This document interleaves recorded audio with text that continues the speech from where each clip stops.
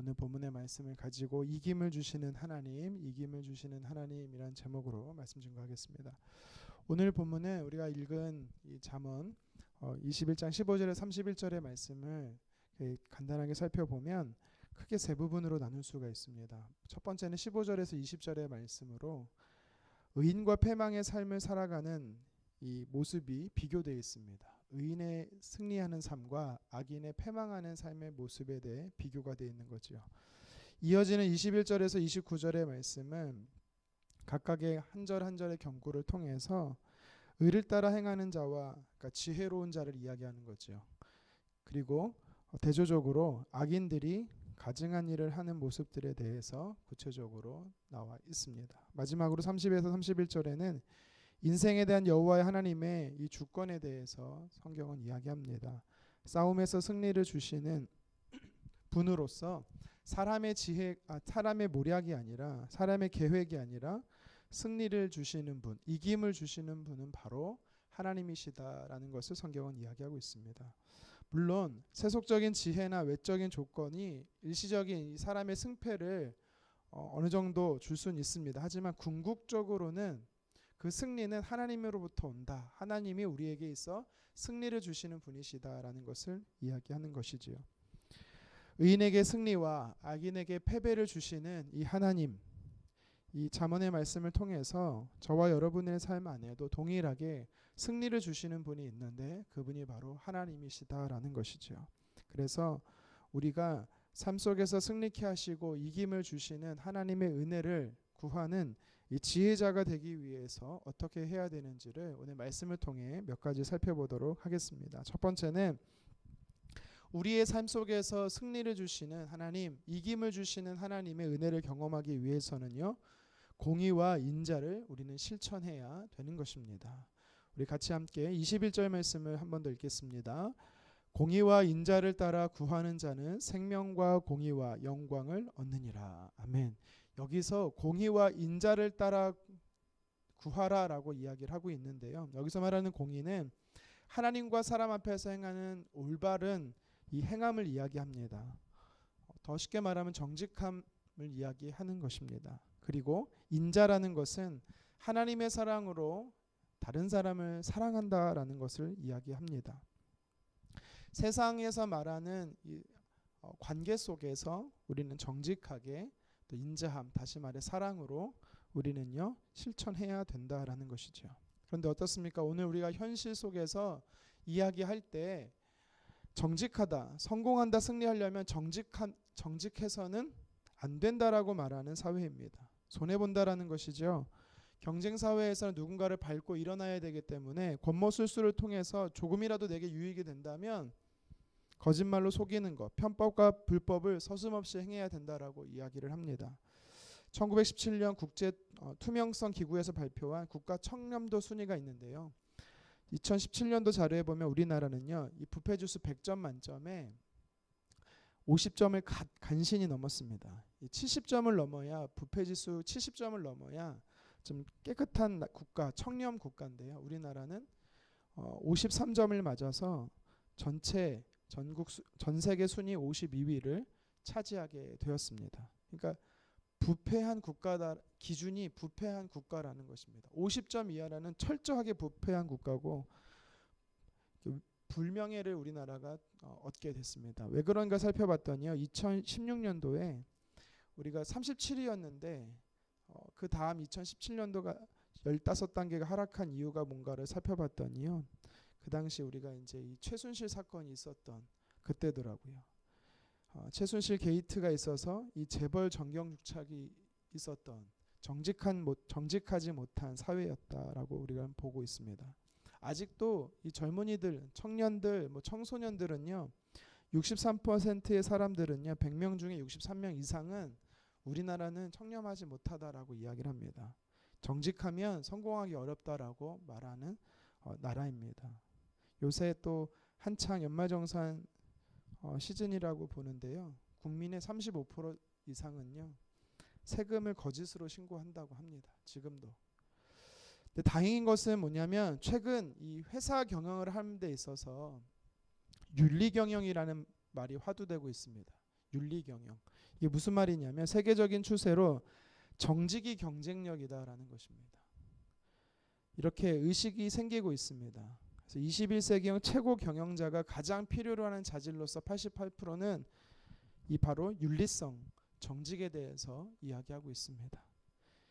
이렇게 세상은요, 기업들도 이제는 정직에 대해서 이야기를 합니다. 그런데 오늘 성경은 뭐라고 말합니까? 하나님께서 그의 사랑하는 자녀들에게 승리하게 하시고 이기게 하시는데 어떻게 이기게 하시는가? 하나님과 사람 앞에서 공의를 행하라는 것입니다. 정직하라는 것이지요. 세상도 이제는 정직을 외칩니다. 하나님의 사람들은 어떻게 되겠습니까? 정직하지 않으면 이제는요, 그리스도인이라고 취급도 하지 않습니다. 크리스천 이꼬르 정직이 되어가고 있습니다. 어떻게 보면 좋은 것 같습니다. 그런데 그들의 요구는 그들이 정직하지 못해도 그리스도인들에게 정직을 요구하는 세대가 되어가고 있습니다. 하나님께서 오늘 우리에게 분명히 말씀하십니다. 우리에게 승리를 주시는데 하나님의 사람은 하나님과 또 사람들 앞에 정직과 사랑으로 승리를 해야 한다라는 것이죠. 예수님도 천군 천사를 불러서 한순간에 부귀영화를 누릴 수 있었습니다. 이 40일의 광야 시험 속에서 한순간에 세상의 부귀영화와 또 영광을 누릴 수 있는 유혹이 있었지만 예수님은요 단호히 거절하셨습니다. 옳은 방법을 선택지 않으시고 사랑의 모범을 보이셔서 공의의 모범을 보이셔서 예수님께서는요 마지막 십자가에서 생명을 아낌없이 우리를 위해 내어 주실 때까지 우리에게 있어서요 이 모습의 본을 보이셨던 분이십니다. 예수님뿐만 아니라 미가서 6장 8절에도 미가서 선지자는 말합니다. 여호와께서 내게 구하시는 것은 하나님이 저와 여러분들을 향해서 원하시는 것이 있는데 그것은 오직 정의를 행하며 인자를 사랑하며 겸손하게 내 하나님과 함께 행하는 것이 아니냐. 다시 말해서 하나님께서 우리에게 원하시는 것은 구약이든 신약이든 성경을 통해서 우리에게 승리를 주시는 요인이 뭐냐, 우리 삶 속에 승리케 하시는 요인이 뭐냐, 그것은 정직한 것과 또 사랑이다라는 것입니다. 세상을 움직이는 법칙은 하나님의 법칙입니다. 여러분 기억하십시오. 세상을 움직이는 법칙은 사람이 주도하는 인간 법칙이 아니라 하나님의 법칙입니다. 세상은요 불의를 이야기하더라도 하나님의 법칙은 정의를 이야기하는 것입니다. 하나님은 사랑을 이야기하는 것입니다. 정직과 사랑, 오늘 이것을 통해서 저와 여러분들이 승리하는 하루 되기를 간절히 소망합니다. 계속해서 오늘 성경은 우리에게 이김을 주시는, 승리를 주시는 은혜를 어떻게 경험할 수 있는가, 지혜자들이. 두 번째는 말 그대로 지혜를 발휘하는 것입니다. 지혜를 소유하는 것이죠. 우리 22절 말씀, 우리 21장 22절 말씀을 같이 한번 읽어보도록 하겠습니다. 지혜로운 자는 용사의 성에 올라가서 그 성이 의지하는 방벽을 허느니라. 아멘. 지혜로운 자는 이 전쟁의 적군의 용사들이 의지하는 이 견고한 성의 방벽을 허문다라고 이야기하고 있습니다. 무슨 뜻입니까? 전쟁에서 승리하려면 좋은 무기가 있어야 되고 또 많은 군사력이 있어야 됩니다. 그런데 오늘 성경은 뭐라고 말하냐면 승리의 비결은 그것에 있지 않다라는 겁니다. 승리의 비결은 어디에 있느냐? 지혜에 있다라고 이야기를 하고 있습니다. 하나님의 말씀에 있다라는 것입니다. 상식적으로 육탕전의 전쟁에서는 힘의 원리에 따라서 승패가 좌지우지 된다라고 생각하지만 아니라는 것입니다. 하나님의 법칙에는 지혜라는 것이지요. 전도서 7장 19절은 말합니다. 지혜가 성읍의 10명의 권력자보다 더 능력이 있다. 하나님의 말씀이 사회의 권력자 10명보다 더 힘이 있다라는 것입니다. 전도서 9장 16절에도 말합니다.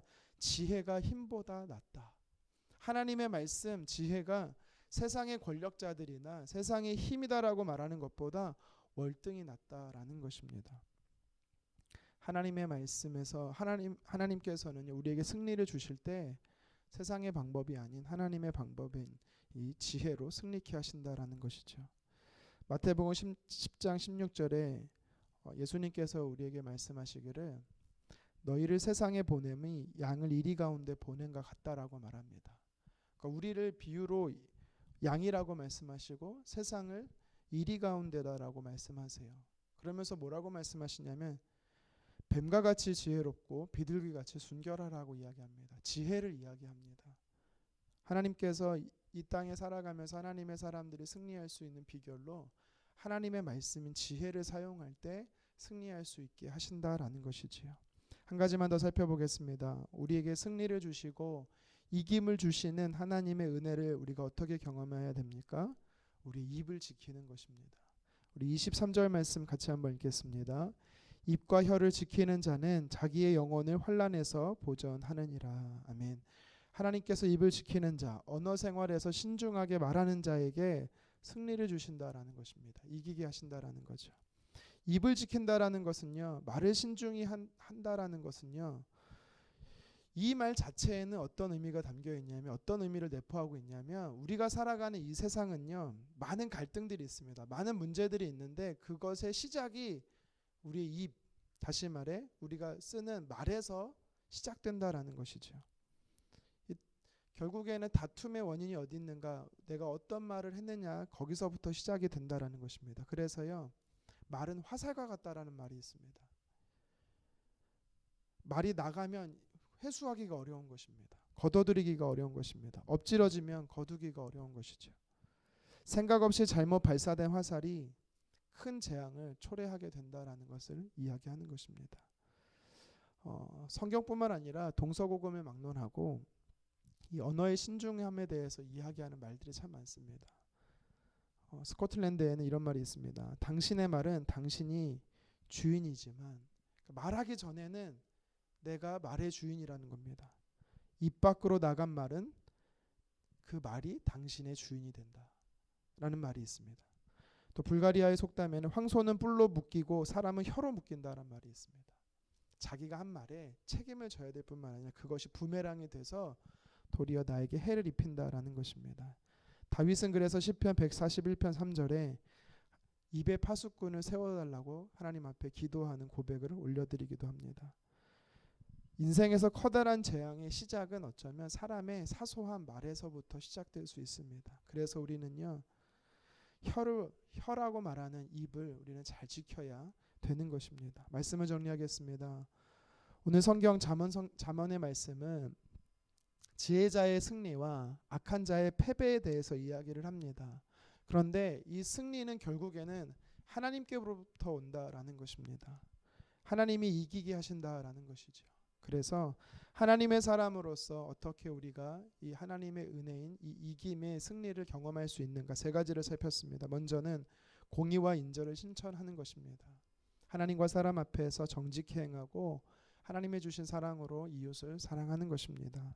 두 번째는 지혜를 사용하는 것입니다.